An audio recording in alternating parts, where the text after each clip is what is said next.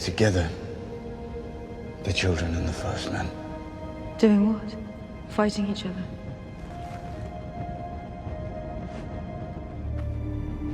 They fought together against their common enemy. Despite their differences, despite their suspicions. Together. We need to do the same if we're going to survive. Are Dany and Jon actually going to get together? I'm Lauren O'Callaghan and I'm joined by Louise Blaine. Hello. So what do you think then? Will they, won't they? I think this episode was really interesting for a lot of reasons that we'll probably come on to later, but just the interactions between those two. The lovely thing is I wanted you to see it before we started sort of cutting into it with the Dragonstone. I really liked that. Even before, I thought he just wanted her to see like the amazing glass, and we were like, okay, he's taking her under here for this. It's like, there's something else I want to show you. And I think there was all this nice lovely layers of, he is showing this for the kind of, is to make his argument of, you're going to need to support me here. But also there was something a little bit playful. She was quite playful. She just had that sort of interesting discussion before she went to meet him about what they'd been up to. And it was it was playful, I think. For something so serious that became very, very serious, there was something quite lovely about their interactions. Yeah, and it shows an interesting understanding of Dany as well for Jon, considering they haven't known each other that long, that he thought she would find this interesting or enjoyable, that it's something she would want to see. And I think we can all see in this episode there's a definite mutual respect growing there, especially with Dany asking for his opinion about what to do, about Highgarden. And there's some definite looks between the two and like potential flirting going on. There's smirks. There are smirks. But I wonder whether, is that anything more than just the two of them acknowledging the general hotness of them? Because, come on, They are Thrones' most... You would, right? Oh, absolutely. Like, you would be like, we get on really well, I have respect for you as a leader, and we're both really hot. That doesn't necessarily mean that they're going to fall in love and live happily ever after. What was the line that he kept admiring her heart? Yeah, her heart, yes, in her quotation heart. marks. Checking out her heart. Yeah. But I also think there's something that she probably finds very attractive about a man who is not stepping down to her. You know, this whole time she's had... Everyone loves Khaleesi, and she is the ruler, and she's had to enforce that because the men that have been before have either wanted to victimise her, to rape her, to rule her, to kill her. And I think she's then had people who follow her. She knows Ser Jorah has followed her. She's had all these people do that who then admire her massively. But here's Jon. Handsome Jon rocking up on her island and refusing to bend the knee. And you know that while she's still like, no, you need to bend to this, the fact that he won't is probably a really interesting game for her. I mean, she's a mother of dragons. She needs to argue with something. Yeah, I mean, you're right. Every man in her past has either wanted to rule over her or kind of follows her around a bit like a lovesick puppy. Yeah, there's no balance there. It's never one or any the equal. other. Yeah, and Jon is a new thing for her. And the fact that he is refusing to bend the knee, not because of his own pride, really, and not because he wants to control her, but because he thinks that he has a genuine like responsibility to his people, is probably a really attractive thing to her. And I'm not disputing that. I'm just wondering whether that's enough, you know, to really get worked up over. Probably. I mean, everyone's getting so excited on Twitter and I loved the thing. There was someone on Twitter last week said she wanted to just put them in a cupboard. And it's like, great, put them in a cupboard, see how that goes. Yeah. I like the idea of it, but I don't need, now at this stage of Thrones, I don't think we need, hey, here's this great pairing, here's this great love affair. But yeah, I think one of the things I always thought as a fan of the books, this really isn't in the books because obviously we're past them now, but as a fan of the books and then coming to the TV show and falling in love with these characters, one of the things that always seemed more likely to me was that they would form a marriage alliance because it does make a lot of sense. Oh, it would make complete sense. And then over the years and over the course of time and, you know, once the war is done, they probably would, you know, fall for each other. They are quite a smart match. But there obviously is one more thing that we've not discussed yet, which is the fact that they're actually related. Yeah, just a bit. Yeah. You know, but it's not like that's new for Game of Thrones. I mean, it's not. I mean, they're not brother and sister, so it's fine, right? I mean, that's the logic we can... If Game of Thrones has taught us anything, it's that, you know, incest is you know, it's just a thing in Westeros. Done. I mean, if anyone's still unclear, since we found out that Jon is actually half Stark, half Targaryen, that makes Daenerys his aunt. Yes.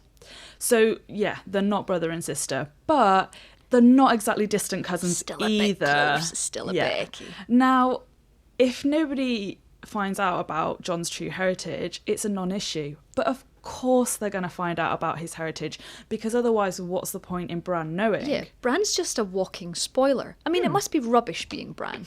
I mean, technically they're For having... more reasons than one. Yeah, there are...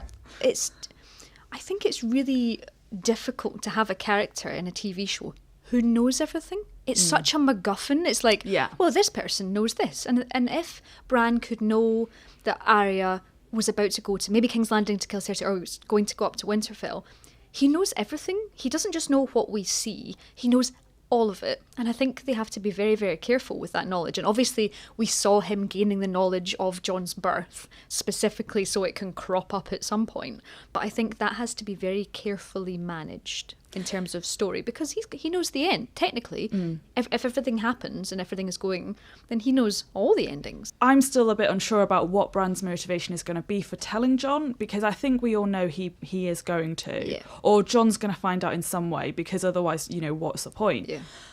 But I can't think of any justified motivation for Bran to actually tell him, because it's certainly not going to help his claim to be King of the North. It's going to make him feel very conflicted about his relationship with the person that he thought was his father. I just don't see a massive amount to be gained by it. And on top of that, if he does find out, it's going to make him look at Dany in a slightly different way. Completely different and way. Jon being Jon, very moral, upstanding gentleman, I can see it being a little bit of an issue for him if something happens between them. I can see it being used as... I think it would be a massive issue for him. I think it would be a massive issue for both. But I can see it being used in a traditional Game of Thrones way. The way you would expect it to have is someone to glean that knowledge from Bran, who would potentially not be Jon, and then someone would then wield that like a weapon.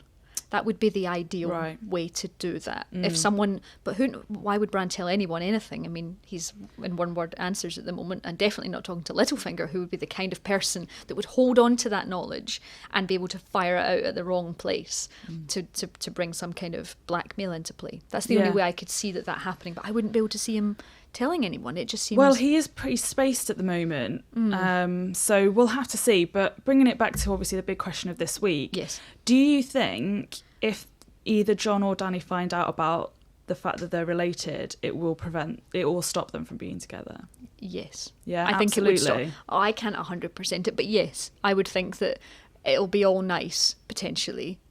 It would work, and then it would be like, oh no, related, can't do that. Because, I mean, they've got the people to think of. And nobody really liked Cersei and Jaime. Yes, but surely the people would be best served by having a strong marriage alliance who obviously both of them are incredibly qualified to rule. I think there's no doubt in our minds that actually Westeros would do well under their leadership. But since when do the people know that? When do people know the best for them? True. I mean, I think they'll probably find out, or at least Jon will find out, but they'll choose to put it to one side and do what's best. I understand why. Completely. To the people. Yeah. Also, there's another question we really haven't answered, which was kind of a big deal from the episode. You're watching everyone get toasted, and the matter is Jaime dead? Yeah. I guess that is the biggest question of this episode. It's the big question. But it's a pretty big spoiler for the episode. It's a massive spoiler. Also, I just don't...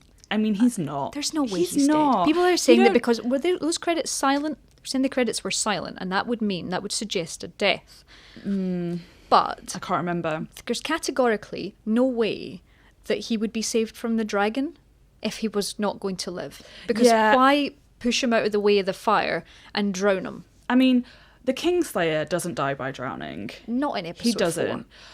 But what I think might happen is some people might think he's dead, at least for a time. Yep. Which will make Cersei angry. Yeah, because if the timing of the fire and him being saved was so close that actually it could have looked like he literally went up in flames. And then he's kind of sinking and he's probably going to go downstream a bit. And, if the surviving Lannister forces can't find him, they are just going to assume he's dead. Was it Dickon or Bronn that saved him? The person that pushed him off his horse... It happened so fast, it's actually quite hard to see. I thought it was Bronn, and I hope we are going to see something happen there, because otherwise it's just a bit pointless having him appear to be like drowning at the end of that episode. If he's just going to rock up at the beginning of the next episode like, I'm fine, it's kind of a bit pointless. So I think he's alive, but Cersei might actually think he's gone for a short period of time, and God help the messenger who brings her that news. Oh no, that's going to be... I look forward to hopefully seeing that next week. But with that, that's our Game of Thrones question. For more Game of Thrones, subscribe to GamesRadar for more entertainment news, features and reviews, or head to the site to catch up.